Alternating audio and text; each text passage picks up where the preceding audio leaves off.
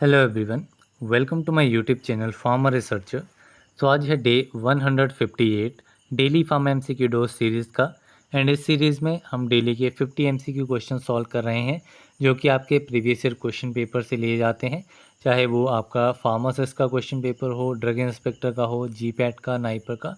तो डिफरेंट आपके स्टेट के भी क्वेश्चन पेपर हैं, तो वहाँ से कंपाइल करके 50 क्वेश्चन जो है फ्रेम किए जाते हैं। एंड ये आपके सभी आने वाले एग्ज़ाम्स के लिए इम्पॉर्टेंट रहेंगे। सो चलिए स्टार्ट करते हैं आज के पहले क्वेश्चन से। पहला क्वेश्चन है, standards of patent and proprietary medicine are contained in.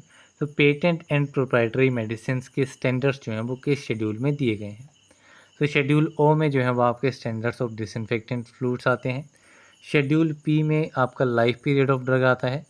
Schedule you में आपके वो पर्टिकुलर्स दिए गए हैं जो कि ड्रग्स की मैन्युफैक्चरिंग रॉ मटेरियल के लिए रिक्वायर्ड रहते हैं, वो आपके शेड्यूल यू में है। एंड शेड्यूल वी में आपके स्टैंडर्ड्स दिए गए हैं पेटेंट एंड प्रोप्राइटरी मेडिसिन के। तो इसमें आपका ऑप्शन डी जो है वो करेक्ट आंसर है। नेक्स्ट क्वेश्चन है, section 17 of the narcotic drugs and psychotropic substances act 1985 deals with. तो narcotic drugs and psychotropic substances act 1985 में आया था। एंड इसके सेक्शन 17 में क्या दिया गया है, किसके बारे में है सेक्शन 17। तो section 17 is related with the punishment for contravention in relation to prepared opium. So इसमें आपका ऑप्शन ए जो है वो करेक्ट आंसर है। तो narcotic and psychotropic substances act जो है इसमें आपके डिफरेंट सेक्शंस रहते हैं। एक अलग से डिटेल वीडियो हम इसमें बनाएंगे जिसमें पूरा narcotic drugs and psychotropic substances act जो भी सेक्शंस हैं वो सारे हम डिटेल में डिस्कस करेंगे। नेक्स्ट क्वेश्चन है, which of the following is or are intellectual property rights in India. तो इंडिया में इंटेलेक्चुअल प्रॉपर्टी राइट्स इनमें से कौन कौन से हैं। So copyright, patent and trademark, ये तीनों ही आपके इंटेलेक्चुअल प्रॉपर्टी राइट्स होते हैं। तो इसमें आपका option D all of the above is correct. Next question है, in which of the following part of prescription direction for the patient regarding administration is mention. तो आपकी जो प्रिस्क्रिप्शन है डिफरेंट पार्ट्स उसमें रहते हैं। एंड उन डिफरेंट पार्ट्स में से कौन सा ऐसा पार्ट होता है जिसमें डायरेक्शंस दी जाती हैं पेशेंट के लिए। तो सुपरस्क्रिप्शन ये हमने देखा था, इट इज़ RX से इसको डिनोट करते हैं। गॉड जुपिटर के लिए ये प्रेयर होती है। एंड ये आपका इसका मीनिंग होता है टेक दो और यू टेक। एंड ये आपका आता है सुपरस्क्रिप्शन में। सब्सक्रिप्शन जो है ये आपकी डायरेक्शंस होती हैं, लेकिन ये आपकी डायरेक्शंस होती हैं फार्मासिस्ट के लिए। These are the directions for pharmacist. Inscription इसमें आपका ड्रग्स के नाम एंड उनकी जो डिफरेंट क्वांटिटीज़ होती हैं उसके बारे में मेंशन किया जाता है। And it is also known as the heart of prescription. And then आता है आपका सिग्नेचर। सिग्नेचर क्या कंटेन करता है, signature contains the direction for the patient. So इसमें आपका option D will be the correct answer. Next question है, choose the formula of Young's formula for the calculation of child dose. तो child dose calculate करने के लिए एक आपका formula होता है यंग्स फार्मूला। इसका करेक्ट फार्मूला इसमें से आइडेंटिफाई करना है। तो यंग्स फार्मूला के अकॉर्डिंगली चाइल्ड डोज कैलकुलेट करने का फार्मूला होता है child dose is equal to age in years divided by age in years plus 12। यहाँ पे आपको 12 आएगा, age in years plus 12 multiply by adult dose. तो ये आपका फार्मूला रहता है चाइल्ड डोज कैलकुलेट करने का as per the Young's formula. सो इसमें आपका ऑप्शन डी जो है वो करेक्ट आंसर है। नेक्स्ट क्वेश्चन है, which of the following is or are type of physical incompatibility. So mainly 3 types की आपकी कंपेटिबिलिटी होती है, फिजिकल, केमिकल, थेरेप्यूटिक कंपेटिबिलिटी। तो इसमें आपकी फिजिकल इनकम्पेटिबिलिटी में आपका इनमिसिबिलिटी आएगा, इनसॉल्युबिलिटी एंड प्रेसिपिटेशन, ये तीनों ही आपकी जो है फिजिकल इनकम्पेटिबिलिटीज़ हैं। सो इसमें आपका option D all of the above is correct. Next question है, एलिक्सर्स आर। सो एलिक्सर्स क्या होते हैं। तो एलिक्सर्स आपके basically these are the hydroalcoholic preparations. So इसमें आपका ऑप्शन सी जो है वो करेक्ट आंसर है। नेक्स्ट क्वेश्चन है, in which of the following method alcohol is use to enhance the solubility of poor water soluble drugs. तो ऐसे drugs जो कि आपके पुअर वाटर सॉल्युबल हैं एंड उनकी सॉल्युबिलिटी को इंक्रीज करने के लिए, ठीक है, अल्कोहल का यूज़ किया जाता है किस पर्टिकुलर मेथड में। तो ये मेथड आपका रहता है कोसॉल्वेंसी। तो कोसॉल्वेंसी मेथड में आपका अल्कोहल का यूज़ किया जाता है। किस लिए किया जाता है? ताकि जो आपके पुअरली वाटर सॉल्युबल ड्रग्स हैं उनकी सॉल्युबिलिटी को बढ़ाया जा सके। देन नेक्स्ट क्वेश्चन है, which of the following suppositories are known as pessaries. तो किस टाइप की सपोजिटरीज को पेस्टरीज भी कहा जाता है? तो जो आपकी वेजिनल सपोजिटरीज होती हैं, these are known as pessaries and इनको वेजाइना के थ्रू जो है वो इंसर्ट किया जाता है। रेक्टल सपोजिटरीज आपकी रेक्टम के थ्रू इंसर्ट की जाती हैं। ईयर कॉन्स होते हैं ये आपके ईयर के थ्रू, एंड नज़ल आपकी बोगीज होती हैं। सो ये आपकी नोज़ के थ्रू की जाती हैं। इसके अलावा आपके एक यूरेथ्रल सपोजिटरीज भी होती हैं, इनको भी बोगीज कहा जाता है एंड ये यूरेथ्रा के थ्रू इंसर्ट की जाती हैं।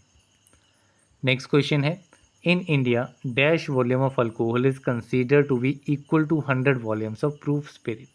ठीक है, तो कितनी वॉल्यूम अल्कोहल की 100 वॉल्यूम ऑफ प्रूफ स्पिरिट के इक्वल कंसीडर की जाती हैं इंडिया में? So it is 57.1%। सो इसमें आपका ऑप्शन बी जो है वो करेक्ट आंसर है। सो प्रूफ स्पिरिट आपको कैलकुलेट करनी है क्या? तो इसके लिए सिंपल फार्मूला होता है, जितनी आपको परसेंटेज अल्कोहल की दी गई है उसको आपको सिंपली मल्टीप्लाई करना है 1.753 से।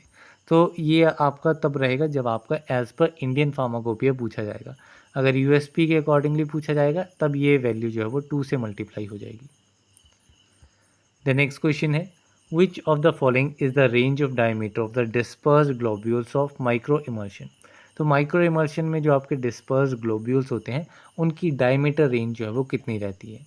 तो इनकी डायमीटर रेंज जो है वो 100 आर्मस्ट्रॉन्ग से 600 आर्मस्ट्रॉन्ग रहती है। तो इसमें आपका option A is correct. Next question है, one of the following ingredients which improves the flow properties of granules is.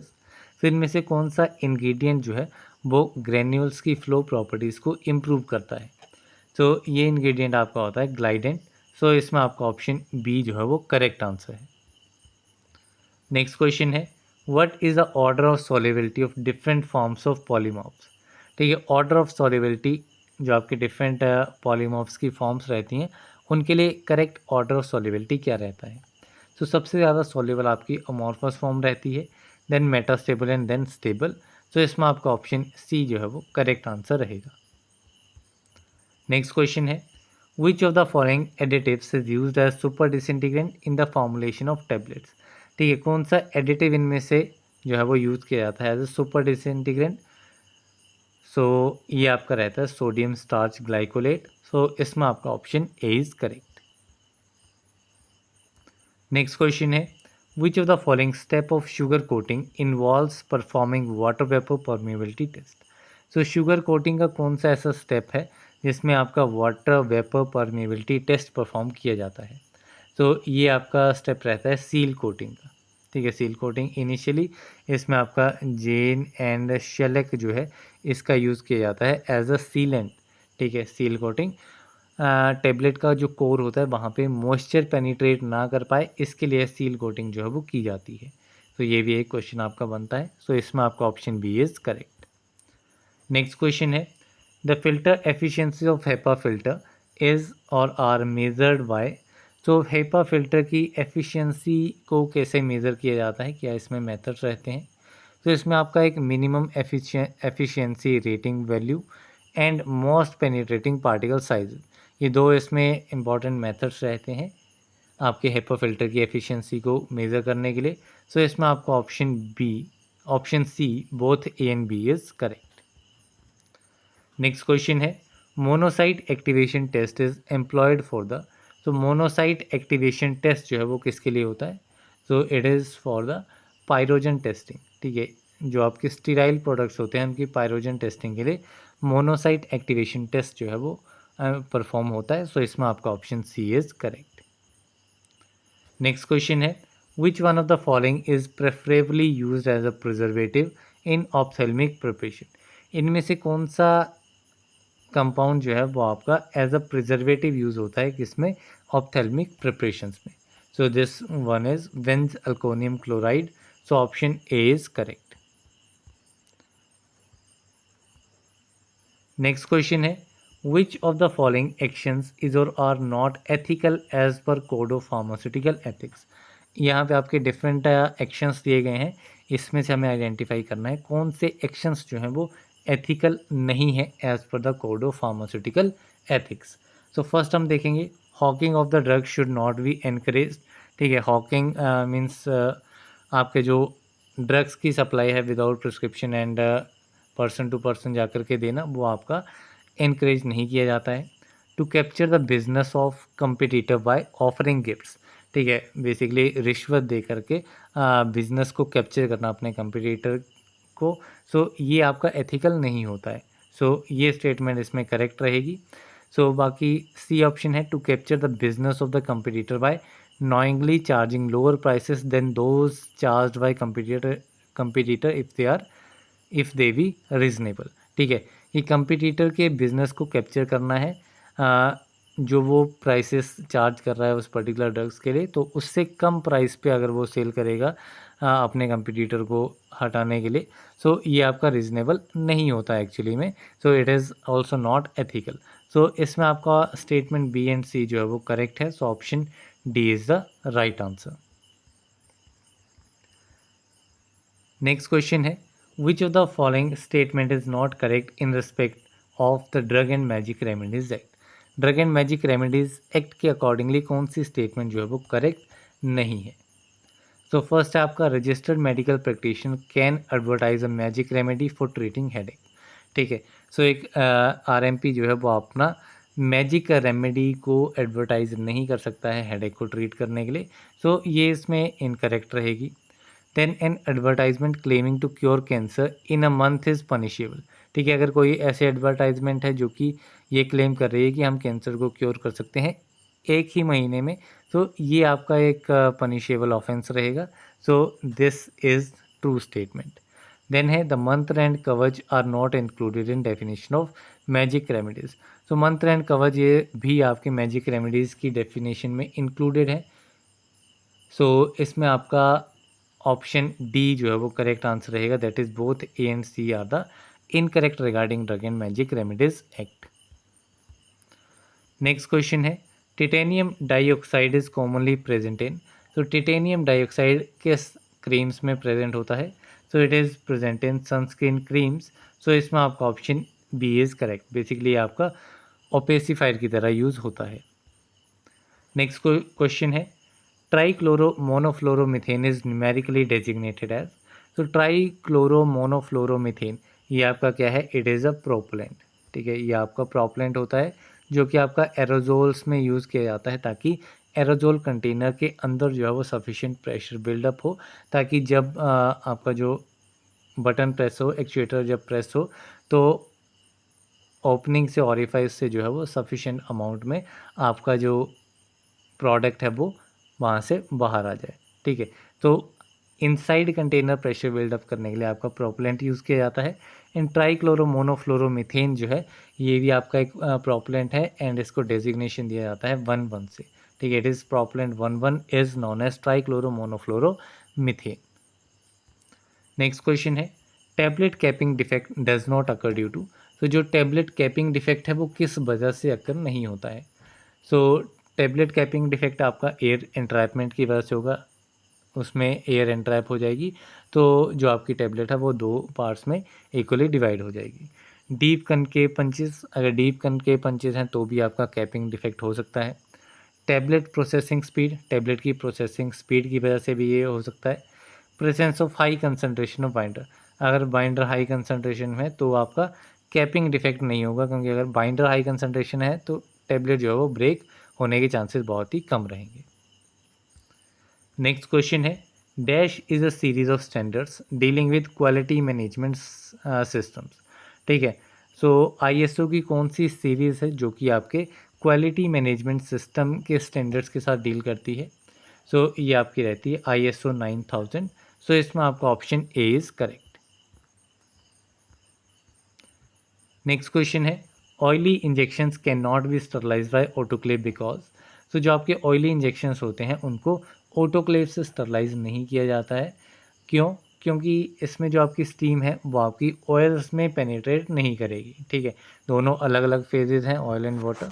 सो उसमें आपकी स्टीम जो है वो पेनिट्रेट नहीं कर पाएगी, दैट्स वाई ऑयली इंजेक्शंस को ऑटोक्लेव में स्टरलाइज नहीं किया जा सकता है। So option A is correct. Next question है, ball mill works on the principle of. So ball mill किस प्रिंसिपल पे काम करती है? तो वॉल मिल जो है वो आपकी इम्पैक्ट एंड अट्रीशन इन दोनों ही प्रिंसिपल पे काम करती है। इसके अलावा जो आपकी फ्लूइड एनर्जी मिल होती है, फ्लूइड एनर्जी मिल, ये भी आपकी इम्पैक्ट एंड अट्रीशन दोनों प्रिंसिपल पे काम करती है। एंड हैमर मिल जो है वो आपकी इम्पैक्ट ओनली प्रिंसिपल पे काम करती है। नेक्स्ट क्वेश्चन है, which one of these is an edge filter. इनमें से एज फिल्टर कौन सा है?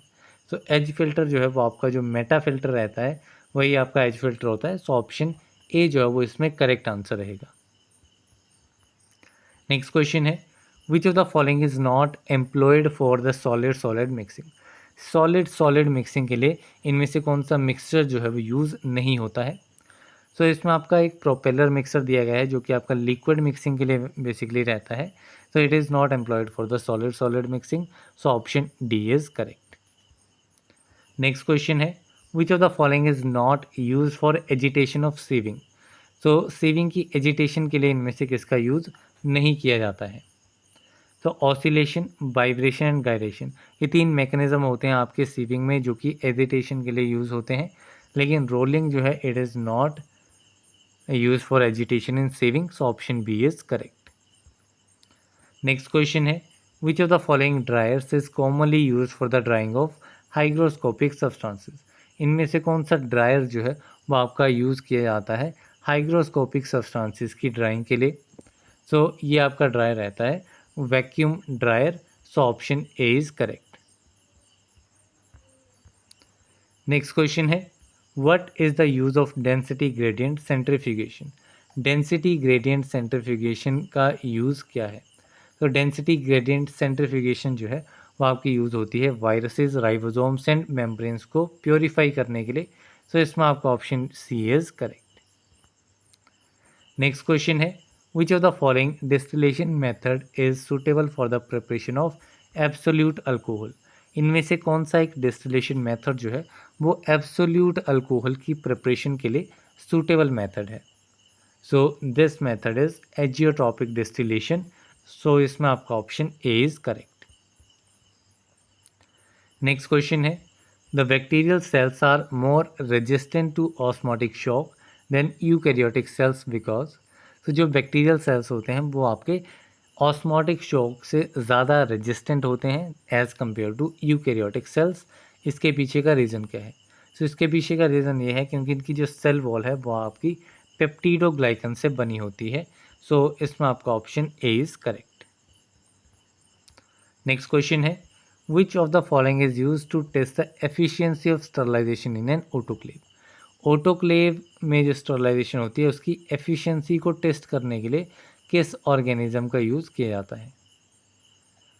सो इसमें आपका बेसिलस स्टीरियोथर्मोफिलस जो है ये आपका यूज़ होता है। सो इसमें आपका option B is correct. Next question है, in the microbiological assay of bacitracin IP the test organism used is. So bacitracin जो है इसके माइक्रोबायोलॉजिकल एसे के लिए कौन से टेस्ट ऑर्गेनिज्म का यूज़ होता है? सो इसमें आपका माइक्रोकोकस लूटियस माइक्रो ऑर्गेनिज्म जो है वो यूज़ होता है।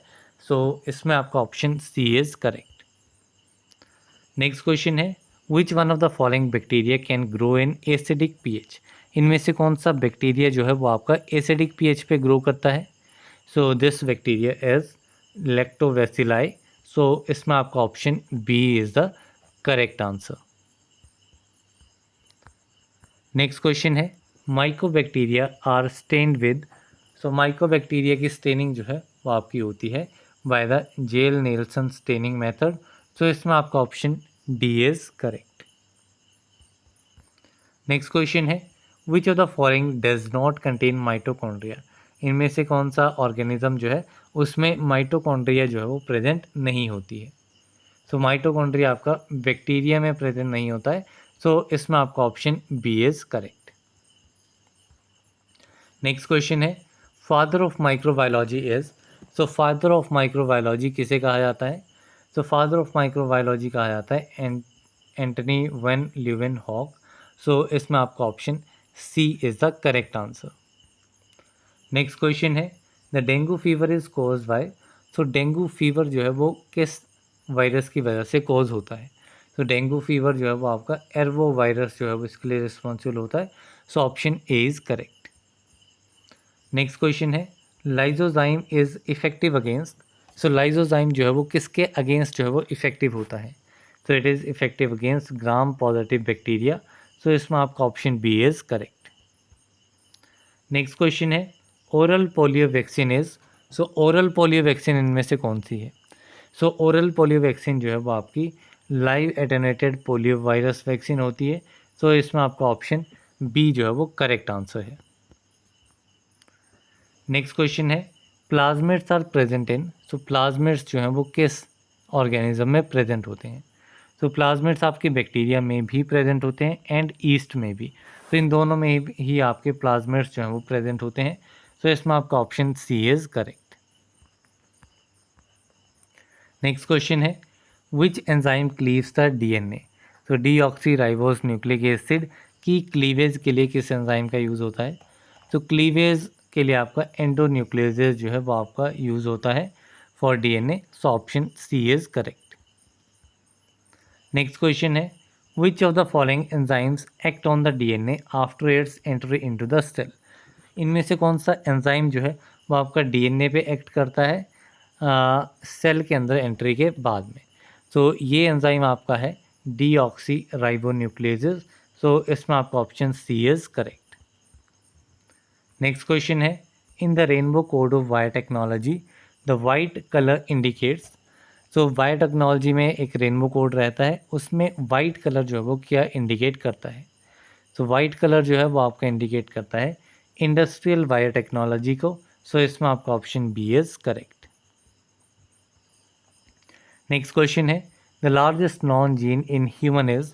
तो ह्यूमन में जो लार्जेस्ट नॉन जीन है वो कौन सा है? तो ह्यूमंस में ये जीन आपका रहता है डिस्ट्रोफिन, जो कि आपका लार्जेस्ट जीन है जिसके बारे में नॉलेज है, जिसके बारे में रिसर्च हो चुकी है। सो ये लार्जेस्ट जीन ह्यूमन में है डिस्ट्रोफिन। नेक्स्ट क्वेश्चन है what are the antibodies involve in type 2 hypersensitivity reaction. Type 2 hypersensitivity reaction में कौन सी एंटीबॉडी जो है वो इन्वॉल्व रहती है? So these antibodies are IgG and IgM antibodies. So इसमें आपका ऑप्शन बी जो है वो करेक्ट आंसर है। नेक्स्ट क्वेश्चन है mostly a vector is use to. तो मोस्टली जो वेक्टर है वो किसके लिए यूज़ किया जाता है? तो वेक्टर आपका यूज़ होता है जीन को ट्रांसफ़र करने के लिए। तो इसमें आपका ऑप्शन ए जो है वो करेक्ट आंसर है। नेक्स्ट क्वेश्चन है which of the following is not a restriction endonuclease. इनमें से कौन सा एक रेस्ट्रिक्शन एंडोन्यूक्लियस नहीं है? So Eco RI R1 HIN3 and Bam H1 ये तीनों ही आपके रेस्ट्रिक्शन एंडोन्यूक्लियस हैं, लेकिन DNA लाइगेज जो है वो आपका रेस्ट्रिक्शन एंडोन्यूक्लियस नहीं है। सो इसमें आपका ऑप्शन बी जो है वो करेक्ट आंसर है। सो इसी के साथ में हमारे आज के 50 MCQ क्वेश्चंस कंप्लीट होते हैं एंड ऐसे ही हम डेली इस चैनल पे क्वेश्चंस लाते रहेंगे। साथ ही आने वाले टाइम पे हमारी डिफरेंट सीरीज चलेगी RRB फार्मासिस्ट, रेलवे फार्मासिस्ट के लिए आपका DSSS है वो फार्मासिस्ट होने वाला है, झारखंड का होने वाला है। तो जो भी आपके अपकमिंग एग्ज़ाम है उन सभी के बारे में ये हम सीरीज़ चलाएँगे। So that's all for this video. मिलते हैं अगली वीडियो में, तब तक के लिए थैंक यू वेरी मच।